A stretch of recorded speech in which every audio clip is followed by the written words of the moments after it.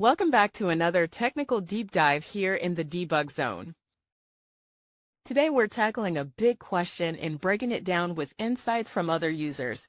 Hopefully this clears up some misconceptions and helps you get the answer you need. So buckle up, stay a little curious, and let's jump right in.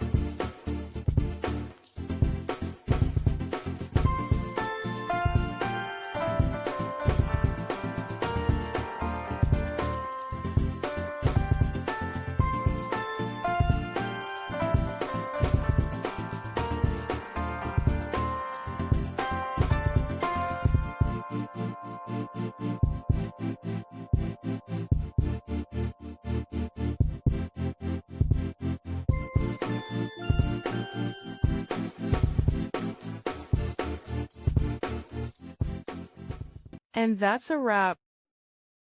I hope you found the answer you were looking for. If you did, take a second to hit that subscribe button. It really helps out.